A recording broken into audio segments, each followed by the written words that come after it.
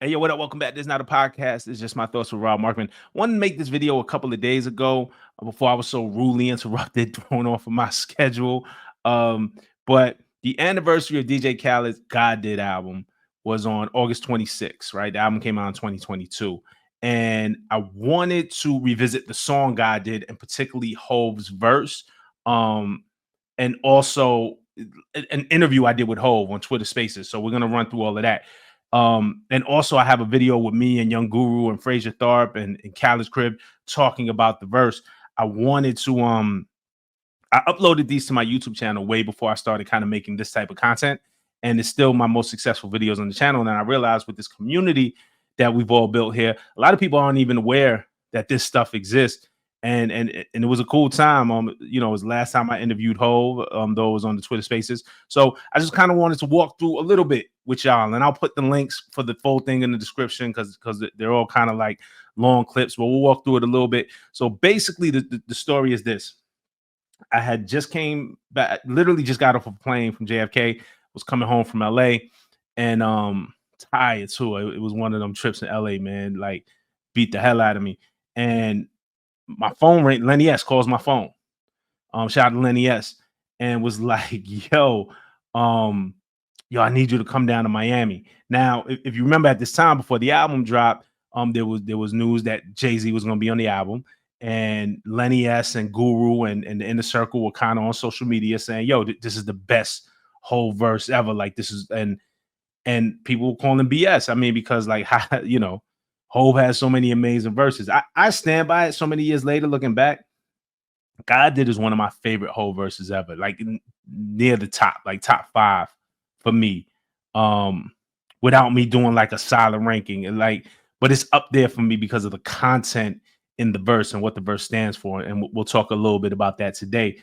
But Lenny was like, so everybody was anticipating this song God Did, which featured Rick Ross, Lil Wayne, and Jay-Z, and particularly this Jay-Z verse. And so, Lenny S was like, yo, I need you to come down to Miami, man. Like, come check this record out. And I'm like, man, I just got home. He was like, no, come tomorrow. So got a flight out to Miami the next day and went to Khaled's crib. And Young Guru was there. Shout out to Young Guru. And Fraser Tharp was there. Fraser Tharp, amazing journalist. Fraser wrote the cover story, the GQ cover story for the clips that earlier this year. Fraser Tharp, just amazing journalist. So Fraser was there. Young Guru was there. In this video, you'll see Juan, Khaled's engineer, who else was there? Who else am I forgetting? I'm forgetting somebody, and I don't know how I could forget. Jamie. Jamie was there from Jamie actually was holding the camera, I think, from Khaled's team. Lenny wasn't there, and Khaled was there, of course. So let me just pop this up. So we didn't like really have a plan. It wasn't like, I like this view better. We didn't really have a plan. It wasn't like, yo, we're shooting. Like, we just was kind of like listening to the music and then talking about it, and then was just like, well, record the camera. And Jamie recorded the camera, and nobody was doing nothing with this footage. So I think we just used a little bit for social clips. But I was like, can I put this on my YouTube? And everybody was like, sure. So this is just me, Guru, and then Fraser. You'll hear Fraser's voice in the background talking about the God Did verse after we hear it. We'll just play a little bit. I'll stop. I'll do commentary on it. This DJ Khaled, Rick Ross, Lil Wayne, John Legend, Friday is his name, Jay-Z. Like, everybody's talking about, like, the album's not even out yet, and everybody's talking. Yo, Fraser, I don't know. I felt offended being up in NY, and everybody talking about this verse. We had to take there was no links going out, so we had to come to the source. We had to take a flight, man. Guru, no links. Guru in the building. Guru was there when it actually. Hold on. So we didn't like super planned it. Like, this was like, as soon as the camera came on, I just got into host mode. Yeah. You really set it off because you and Lenny S. And not for nothing, not against anybody else who ever hypes anything up, but coming from Guru specifically, made a lot of people, myself included, sit up because you don't do that. You're there for all of them, and you don't always do this. Yeah, because I don't try to just hype it. First of all, I wanted people to hear it all the time, like all the material that we do. Yeah. But I guess it was just one of them things where it was just like, people think I'm still not amazed when he walk in and do these verses. And this one was different because normally we'll sit down and he'll have, we do a song, it's 3 verses or 2 or whatever, and he'll have a verse and then we figure out what next. No, he walked in and this was completely, he's spitting the verse. One take? He's literally one take. He's literally asking me, Google, put the beat. I'm like, Khaled didn't send me the beat, you didn't send me the beat, send me the beat. So then he sends me the joint and I started trying to loop it. And he was just like, no, hit Khaled and get the whole instrument. So that he could spit the whole verse. I didn't know he had almost 4 minutes and however many bars or whatever ready. Right. So I'm just in amazement watching him do this again at 52 years old. It's like I've never stopped being amazed. That's why I tweeted, because it's like, yo, I don't really want to have a conversation after this. This is supposed to expose. Wait, put me in that moment though. You do that. He walks out of the booth and then what? Just like, there's no mic to drop. What, like? It wasn't even walk out of the booth. The setup is, like it normally happens. Lenny or Khaled will hit me directly, or sometimes both, and be like, "Yo, it's that time," and I know what that means. And he's like, Khaled was like, I gave him like 5. Right. So I don't even know if Khaled know which one he picked. Right. So my whole thing was like, okay, let's go. So I go in the studio. I'm waiting for him. He hits me. Yo, you're the stool? Yeah, I'm here. Let's go. That was it. He walks in and starts saying it to me a cappella. And I start catching the lines. And I'm just like, oh, man. Like, you going to let... You know what's crazy? I'll let this play a little bit. I'm not going to do the whole thing. This whole thing is 40 minutes. There'll be a link in the description. But with Guru, and shout out my man Guru, all the verses we heard, right? I wonder all the stuff that is in the vault, is on the hard drive that Guru witnessed, that Jay has, that just never came out. That's a whole other crazy conversation, and I don't know if he'll ever talk about it publicly. Like, if it ain't out, it ain't out for a reason. But we gonna play like a little bit more of this, and then I'm gonna get into the Jay-Z interview part. This out, right? Because there's some things in here that I've personally held for a long time. Things that I feel as though I'm not qualified to say, that I know information that's not supposed to be out to the world. And I was just like, it's up to them to tell their story, their way. That's how I felt. That's why I put the tweet out, because I was just like, you got to realize that everything being said in here is a fact. Right. It's not aspirational no more. It's aspirational. And I spoke to Jay about that. You'll see that or Jay talks about that when I'm speaking to him on Spaces. Like nothing is made up, is what he's saying in this verse. Like everything is true. As trying to give it to other people. Right. Or where they could go, possibly go and knock down a door. But for him, everything he told you came to light, and everything in this is a fact. Right. Well, and my perspective was a little bit different. For you my man. Frazier was like, all right, if Goose said it got to be true. I'm saying here, like, man, I hope they not selling us no bullshit. Like I said, man, I was on my phone. I was like, man, I hope they ain't. Dog, I hope they ain't selling us no bullshit. Trying to push a new collab. So I had to come down here myself. I got to hear for myself. But, I think you're right. I think what I get out of the verse, and we're going to get into lines, but I think about it in hip-hop and in our culture, right? In the however many years, we're coming up on the 50th year of hip-hop, right? And how we're blazing new trails, and hip-hop being aspirational in a lot of ways and expression, right, for our people. And you think about a record like Special Ed, I Got It Made, right? And what were the aspirations? To have a Honda scooter, like 74, like the bar was real low. Well, just to own 1%. Right? Yeah, just to own 1%. Just to own 1%. No, but keep it right, just to own 1%. Right. You know what I'm saying? And that was the aspiration when we were coming, and that's who we looked up to, right? Coming up. And I think what this verse gives us is not aspiration from Jay's perspective, but actualization. Yeah. This is what it actually is. I ain't gonna lie, that was a bar. It's not aspiration, it's actualization. There's a bar. Go back and listen to God this verse to see what we're talking about. And then kind of what you were saying, then in turn gives, because I don't know that 1 billion was possible. We didn't know that was possible for us. And now we seen somebody do it. Yeah. You think about older lines where he's sort of talking about how many millionaires I'm making. How many years ago that was. I forget the exact year. Let's go. It had to be 2013. So it's pound cake. I made more millionaires than the Lotto did. Yeah, that line. So and then we come to this verse, and he's talking about, look, I'm gonna pull the exact line. because y'all know I work for Genius. So when I heard it's before it came out, so I heard the verse and the whole song, but I'm like, let me transcribe it. So I'm transcribing it at the same time, so to make sure that Genius got the lyrics as soon as the verse goes live, that the site got the lyrics. How many billionaires could come from Hov's crib? Jumped up a few brackets. I count 3, me, Ye, and Ree. Bron is a rock boy, so 4 technically. Right. Like to go from, because that's a flex. It's like, yo, I didn't make $1 million. I mean, I made $1 million, but I've also made millionaires. Right. And then it'd be like, yo, in my family, in my camp, the thing that we built has also spawned billionaires now. It's not just me by myself. Right. And it's the trickle down effect. But Like that goes back to album 1, right? Nobody could fall if everyone could be each other's crutches. No, absolutely. And you got to remember too, the way that you bring it in is to say Hov did it. So as many times as people theorize and talk about where us as a community, where us as Black people, which way do we get there? We argue about all these different things. To see somebody that's actually doing it is different to coach from the sideline. Hmm. So when you actually doing it, Hov did. How many billionaires could come from Hov crib? You know what I'm saying? right. I count 3. Nobody touched the Billy before Hov did. Right? I count 3, me, Ye, and Reed. And Bron's a rock boy, so that's 4 technically. Right. So that sort of thing is like explaining to you, you're seeing it in real time. And no matter what you judge it as, I'm actually doing it. You're critiquing it, but I'm doing it. Right. Nah, it's but and then to go into, because as the verse goes on, right? Mm-hmm. Like and what I love obviously is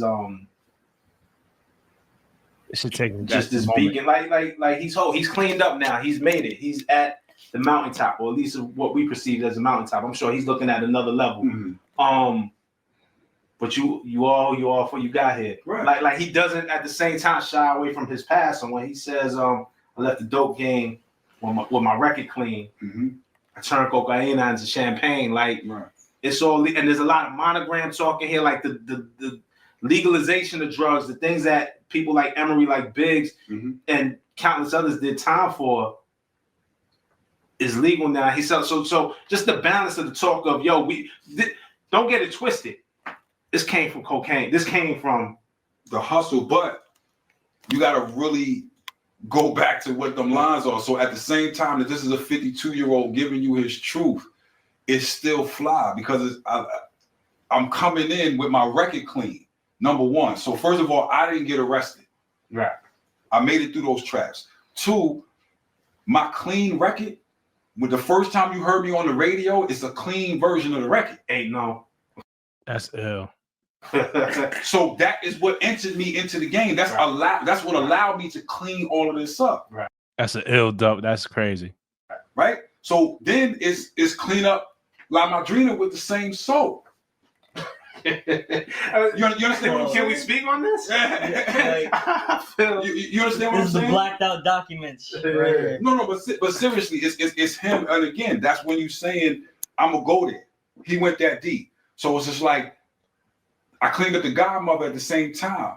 You see what I'm saying? Mm-hmm. But it's also a reference to a documentary that's out right now. right. You know what I'm saying? So that's talking about the Savage Skulls, which was a gang in New York. You know what I mean? A lot of us in hip hop were familiar with the Black Spades, but there was also Savage Skulls. There was a bunch of gangs. So it's not just that specific gang. It's a reference to that life and that time period of we come from that.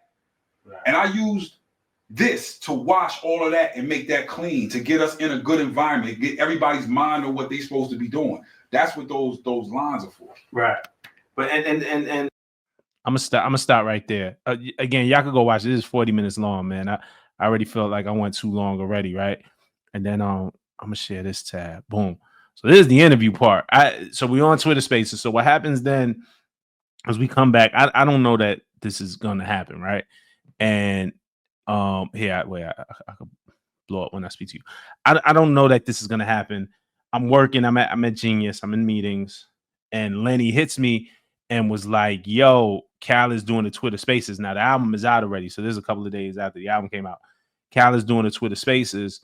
Yo, can you help me to moderate? Can you host and kind of guide the conversation?" Of course, yeah, absolutely, bro. Whatever y'all need. But I was in a meeting that ran like 5 minutes over, so I'm like 5 minutes late. So Lenny's texting me like, "Yo, where you at? yo, we ready for you. So I jump on, we start talking. I didn't know that Hove was going to show up. It's just me and Khaled talking. LL Cool J actually had showed up earlier in the spaces and talked to LL a little bit, and LL had revealed in that thing. I don't have the clip of it, but that's when he was like, "Oh, I'm working with Q-Tip on my new album." Blah blah blah blah blah, and that was the album that LL put out last year. But and talking to Khaled, and then Hove comes in. I didn't know that Hove was going to join the spaces, and so me just asking him any questions, and I didn't even screen record it. I was working. I was just moving. I took somebody else to screen record, but I didn't even know Hov was going to be there. So everything, just the conversation you see between all of us and me and Hov, like the whole conversation is freestyle. It wasn't like a prepared interview. It wasn't like prepared questions, but we just started off right here. The fad is blah blah blah blah. And then after they couldn't get rid of us, they demonized us, and they start like driving tractors over our CDs and things like that. This is all history. So this for me feels like, the end where the villain, survives, doesn't go to jail, but gets to pop more shit. What Hov said, just listen to what he said. So he's talking about guys there. He's talking about that verse, but I remember I tell you half the story, the rest you fill it in as long as the villain win. I spend Japan yen to 10 major events. It's from his first album. Tell you half the story, the rest you fill it in long as the villain win. That's the first album. And now he's talking about God did at 52 years old at the time of how old he was. That was his culmination of the villain winning. That's what that verse was. The guy, the drug dealer who wasn't supposed to make it. So it's like it's that feeling. I don't know if we've ever felt, or ever been vocalized in this way and it be all true. That the thing that makes me most proud of everything, every word I said in that thing is actual fact. Which is, that for me is it's a challenging thing to do. Like to rap that long and every single bar is just like actual fact. And as far as like hip hop, the idea of, rest in peace, Tilo. Like that's Tata's brother. I don't remember what the question was. I got to go back with the question, but I think it was something to the effect. If somebody knows better, I think it was something to the effect of, because you don't hear the leading question of what I asked them, but I've told y'all before, I'm so fascinated by the Biggie Smalls lyric. Whoever thought that hip hop would take it this far? Because they said we were a fad when I was a kid. When they said it was a fad. You know what I'm saying? Whoever thought was hip hop would take it this far. And now he's talking about his verse being a billionaire, putting his whole crew on, forming conglomerates. Back, if you remember the Guru video that we just showed, back when we were kids, special ed was just like, hey, I just want a Honda scooter. I got it made. I want a Honda scooter. I just want to own the percent of the company. And that was the aspiration. And here's the actualization. So I believe I asked him about, did you ever think whoever thought hip hop would take this far? But now he's going into the realism of the verse, how he's talking about real people. Trance. And then like a lot of fallen soldiers. That's Biggie. That's Pop. Kicking snow off of Frozen Tim. That's people that go unnamed that you guys don't know about. Like it's so much in my life in there. And then it's like the way I connect overseas. Caddy. Caddy's story. I guess he could tell it on his own. Like just that, how powerful the music is, the reach of the music, and where we come. So yeah. You're 100% on point.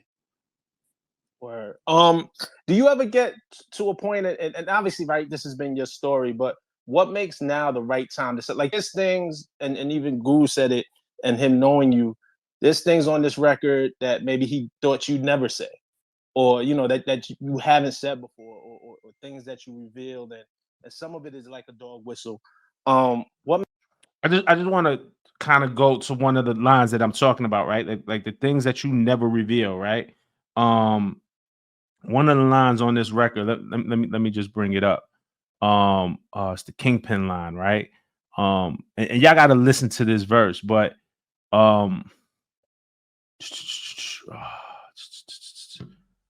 okay, OG, talking about OG1, OG sold to those you call Kingpin. Yeah, wait. Share this tab instead. All right, boom. Shout out to Genius. OG sold to those you call kingpin. If those your drug lords, then who are we then? You know what I'm saying? Let's look at the Genius annotation. Let's see if they got it right. The drug kingpins you thought were at the top of the food chain. OG Juan Perez, Jay-Z's partner, sold to them. OG is also. So, you know, if you saw the movie Paid in Full, you know what I'm saying? And those were the guys that everybody looked up to in Harlem and Uptown. You know, if you're from New York, Harlem, Bronx, all that is Uptown. Washington Heights, all that's considered Uptown. You know, if those are the guys that you looked up to, and OG sold to them, then who are we? You know what I'm saying? Like, and so it's things he's starting to reveal in this. You know what I'm saying? That at his stature, where he had in these business, in these boardrooms, and all this stuff, should he be revealing? What makes now the right time? And do you self-censor, or sometimes do you come up with something and you be like, you know what, that's too much. Let me save that for later. Yeah, because it's been 30 years. That's Lenny's voice. Yeah, I don't think I've you know, I don't know if I self-censor. I'm aware of the timing of things. I think that, you know, again, some of these things are out of my control. You know, it's just the way the world works and the universe works. You know, just, you know, Khaled came at this specific time. You know, there's sometimes I like a beat, or, you know, I like a song and the timing ain't right, or, you know, the timing is right and I don't like a song. You know, it's so much that goes into like getting these things done these days. I have a lot of things on my plate, so sometimes it's just out of my control. It just was the right time, right place, you know, right space in life, you know, and it just happened. It's just this is just magic. It's really out of our control. Last question, and just because, I mean, this is Khaled's moment, right? There's the God Diz moment. Obviously, you were such a major part of that, but so many artists were a part of that. That and that was me. Look, and it had going on a little bit, but I also, when Hov comes in the room, all attention is on him. Like that's just what happens. And we didn't talk about this. This is all freestyle. But what Lenny had asked me was to help me moderate Khaled's room, and Khaled had his album out that week. A lot of people was mad. They was like, just keep going. And we talked. There's more to this, but I'm like, man, this is Khaled's moment. Dog, this is Hov, like for real. But yeah, I didn't want to disrespect Khaled's moment. This is Khaled's album. You know what I'm saying? That he's worked hard on. So, you know, it's like that balancing act. I know a lot of people were afraid. Like I could have just turned it to the Hov show. I did another one of these with Jay and Alicia Keys. And maybe I'll share that later too. That might be on YouTube. If that's not on YouTube, I'll put it up. But I have a whole nother one of these with Jay and Alicia Keys that we did. And I've done interviews with Jay in real life. And another thing I want to say, shout out my man Ant Young. My man Ant Young, I always talked about in our crew, like you couldn't afford to get albums, you know, like, but somebody in the crew would get, hey man, so Ant Young bought Reasonable Doubt. I didn't have the money, came to my crib, listened to it, you know, to do the vibe check to make sure that we wanted it. But Ant Young, who goes by at Poets Kane, actually just joined the channel, man. Just my boy from high school who I haven't spoke to since. But you know, I remember listening to Reasonable Doubt for the first time with my man Ant Young at Poets Kane, man. So shout out to you. And you know, I got plenty of Jay-Z interviews. Not plenty, I got about 4 or 5. Most of them, I think, were at MTV, and MTV, like I said, erased their archives. They don't even exist. So we did 2 spaces, but who knows? I want to start doing interviews again, man. So, man, I might have to hit up Lenny S. I might have to hit up Guru, man. We might have to make the whole thing happen, man. I don't know what I got to do, but you know, we're gonna shoot these shots.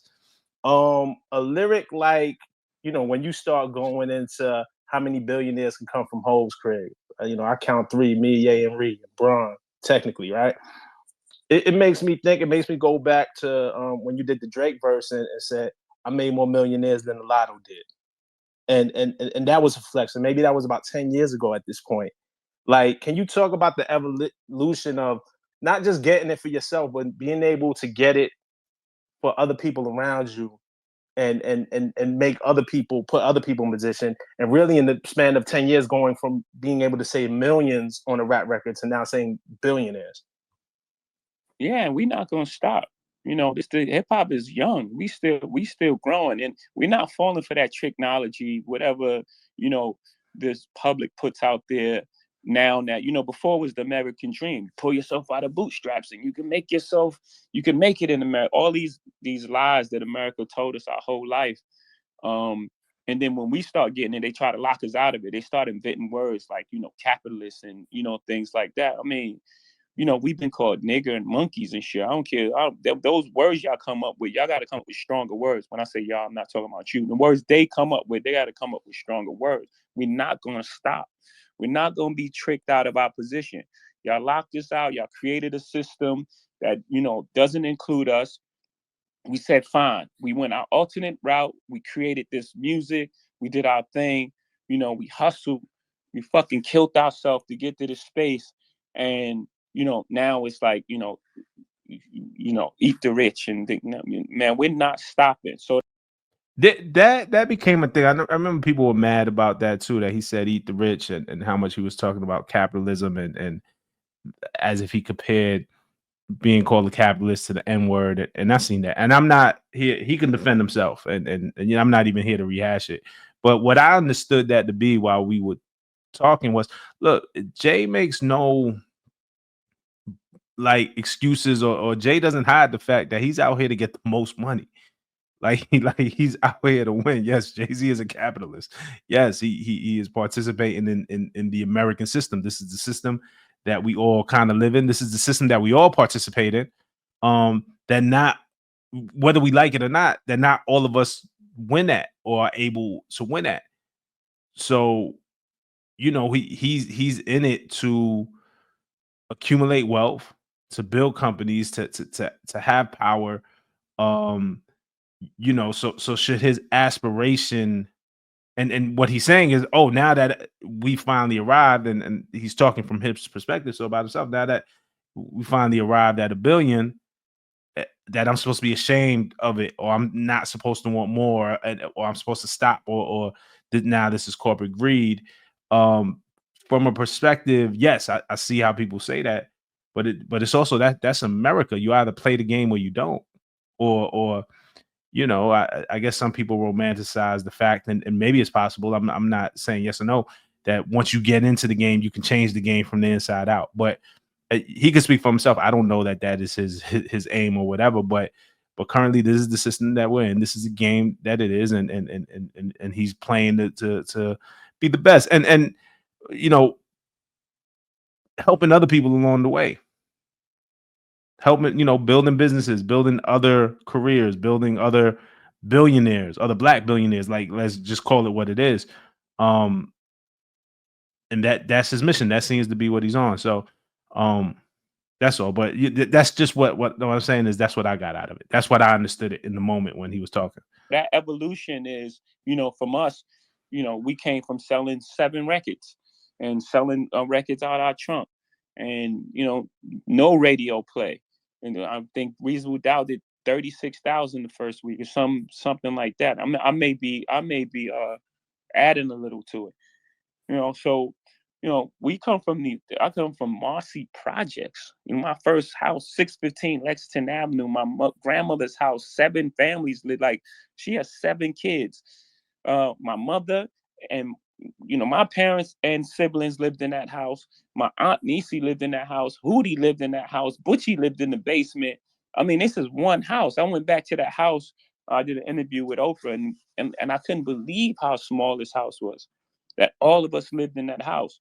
So, again, that evolution that you speak of, it's just real, and it's happening in real time, and I'm talking about it. And, you know, we're not going to stop, and we're not going to stop talking about it. They're not going to trick us out of and make us feel ashamed to be successful in a place that, you know, set up a system for us to be dead at 21. No, sir. No, not us. Jay, we gave him his flag. All right, man. So they threw the Ari. They spoke to Ari. Khaled then jumped in. You know, I think I asked Jay his favorite joints on the Khaled album, other than just the one that he was on. So you know, like it was a cool and like I said, there was more to that. That was just the piece that I could capture. But again, the link is in the description. Y'all could go check this out on your own. Don't let me stop you from enjoying it. But we were coming up on the anniversary of God Did, and I just wanted to revisit it. Like, you know what I'm saying? It was a moment for me. Jay, my favorite rapper of all time. I live to do interviews, to have these conversations, to hold these conversations. It's something that I really love to do. And it's something that I'm proud of, man. I know a lot of people are just finding out about me from this channel. But I'm 20 years in, 21 years in. I got a lot of work out here. And that I'm proud of. And, you know, just so y'all know, I'm one of the new things. I'm still gonna do this on this background right here. You know, we may switch it up a little bit. We're gonna change the vinyl. Oh my God, he changed the vinyl. Oh my God, he took the vinyl down. Man, shut the fuck up, man. We been took the vinyl down. We took the other vinyl down too, man. We switching it up. We switch it up, man. We ain't thinking about y'all like that. But in addition to doing this, I want to get back to doing interviews again. I'm serious about getting back and doing interviews again. I miss doing interviews, and it's going to be on this channel. I'm starting to talk to a couple of artists, and before the end of the year, probably sooner than later, we're going to have some interviews on this channel. We're going to talk to some artists and really have some dope conversation. So, yo, I appreciate y'all riding with me. It's been a strange week. It's been a different week, but despite what anybody may think, more than anything, bro, it's been a week of love. Like the amount of support, the amount of just outpouring support and appreciation for what I do. Y'all have been showing so much love, and it's been felt. So I just want to say that. But we got some stuff, man. Joey Badass coming out this week. We got some new music coming. So we're gonna talk about it all, man. I'm gonna try to keep up to date with all of it and keep up with y'all. So the next time that we speak again, all right? Love y'all. Peace. I don't know why those balloons come up, man. That's so upsetting. That was crazy.